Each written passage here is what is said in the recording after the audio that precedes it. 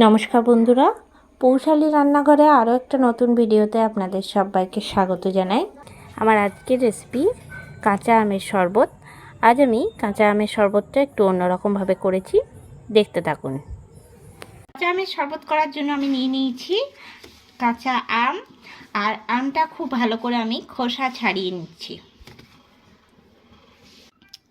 3টে আম আমি খুব ভালো করে খোসা ছাড়িয়ে নিয়েছি। এবার এগুলোকে একদম ছোট ছোট টুকরো করে কেটে নিচ্ছি। একদম ছোট্ট ছোট্ট টুকরো করে আমি আমটা কেটে নিয়েছি। এবার আমি আমটা সিদ্ধ করে নেব। আমটা সিদ্ধ করার জন্য কড়াইয়ে দিয়ে দিচ্ছি 1.5 কাপের মতন জল। জল গরম হয়ে গেছে কড়াইয়ে। এরপরে আমগুলো আমি দিয়ে দিচ্ছি। ভালো করে ধুয়ে নিয়েছি, আর খুব বেশি জল দেবো না, কম জলেই আমি আমটা সিদ্ধ করে নেব।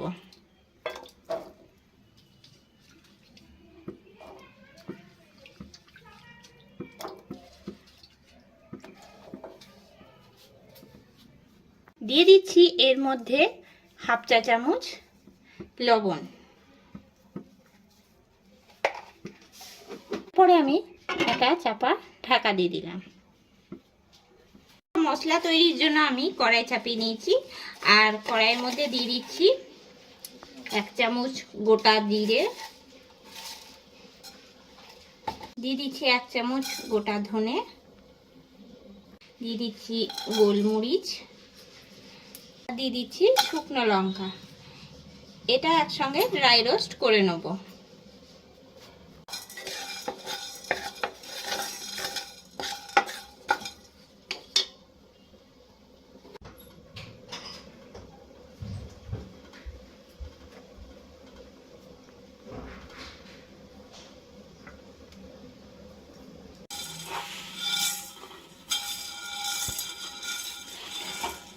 এটা খুব ভালো করে শুকনো খোলায় ভাজা হয়ে গেল।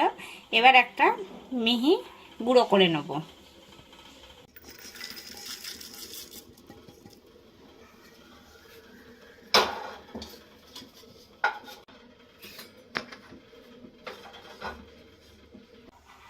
এবার আমি ঢাকনা খুলে দেখে নিচ্ছি আমটা সিদ্ধ হয়েছে কিনা।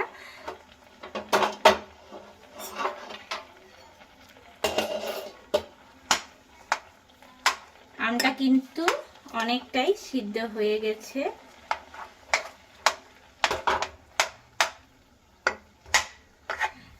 এর মধ্যে দিয়ে দিচ্ছি আমি 2টো কাঁচা লঙ্কা চিড়ে নিয়ে।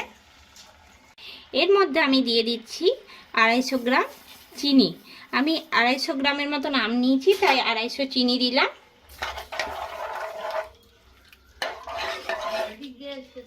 দিচ্ছি এর মধ্যে 1/2 চামচ বিট লবণ। এরপরে দিয়ে দিচ্ছি যে ভাজা মশলাটা আমি তৈরি করলাম, সেই মশলাটা 1 চামচ। সব কিছু দিয়ে নিয়ে খুব ভালো করে মিশিয়ে নেব, আর হাতা দিয়ে আমগুলোকে এরকম করে ম্যাশ করে নেব। এইরকম করে শরবতটা করলে কিন্তু অনেক দিন থাকে।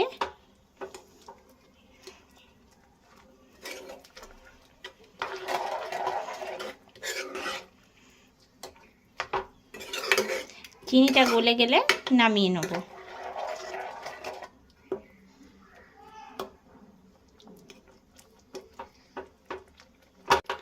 এই গরম অবস্থাতেই কিন্তু ম্যাশটা খুব ভালো হয়। চিনিটা কিন্তু একদম গলে গেছে, এই অবস্থায় নামিয়ে নেব। এরকম করে হাতা দিয়ে গরম অবস্থায় ম্যাশ করে নিলে কিন্তু পুরোটাই ভেঙে যাবে একদম। আর যেটুকু দানা দানা আছে সেটা যখন ছাঁকবো ছাঁচটা উপরে চলে আসবে।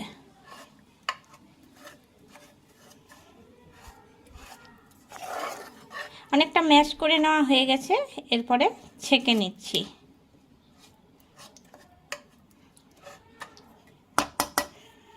ঢাকনা নিয়ে নিয়েছি, আর এর মধ্যে হাতাই করে আমি এই পিউরিটা দেব আর ছেঁকে নেব।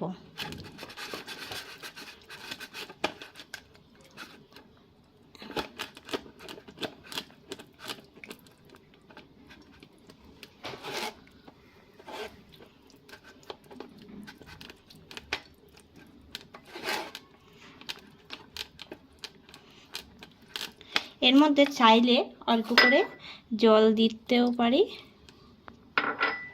জল দিয়ে দিলে যে আমের পিউরিটা থাকবে সেটা নিচে চলে আসবে। এই যে এটা এবার সাইড করে দেবো।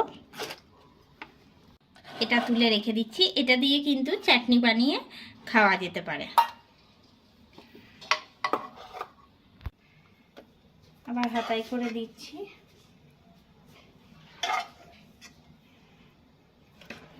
একই রকম ভাবে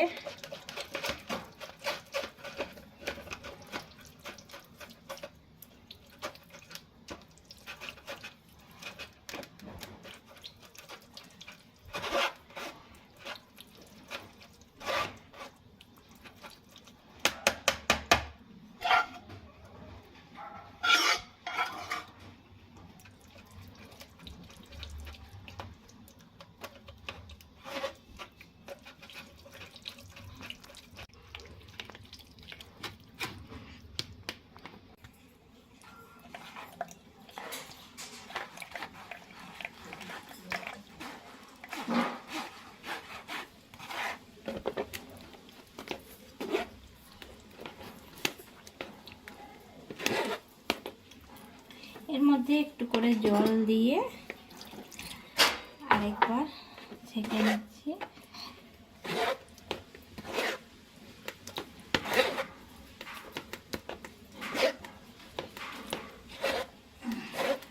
পুরোটা ছেঁকে নেওয়া হয়ে গেছে। এবার এটা আলাদা করে দিচ্ছি।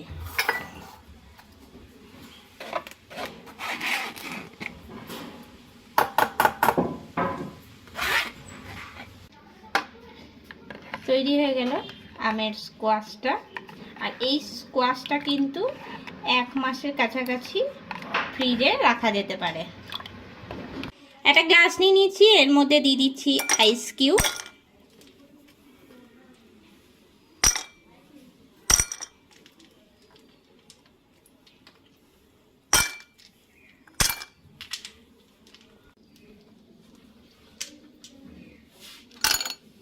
এরপরে এর মধ্যে আমি হাতায় করে স্কোয়াশটা দিয়ে দিচ্ছি।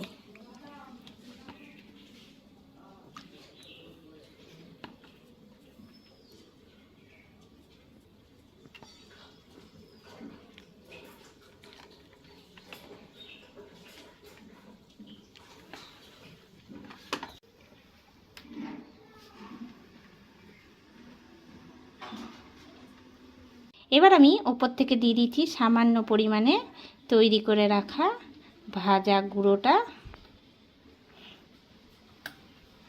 আর দিয়ে দিচ্ছি বিট লবণ। তৈরি হয়ে গেল আমের শরবত।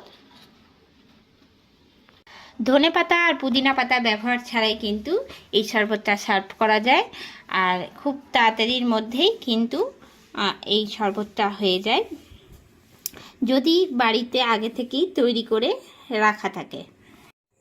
কেমন লাগলো আমার আজকের এই রেসিপিটা অবশ্যই আমাকে কমেন্ট করে জানাবেন। আজকের এই রেসিপিটা ভালো লেগে থাকলে লাইক করবেন, শেয়ার করবেন। এই চ্যানেলের নতুন বন্ধু হয়ে থাকলে চ্যানেলটা সাবস্ক্রাইব করে দেবেন। আরও নতুন কোনো রেসিপি নিয়ে হাজির হব। সঙ্গে থাকুন আর দেখতে থাকুন। সবাই ভালো থাকবেন, সুস্থ থাকবেন। ধন্যবাদ।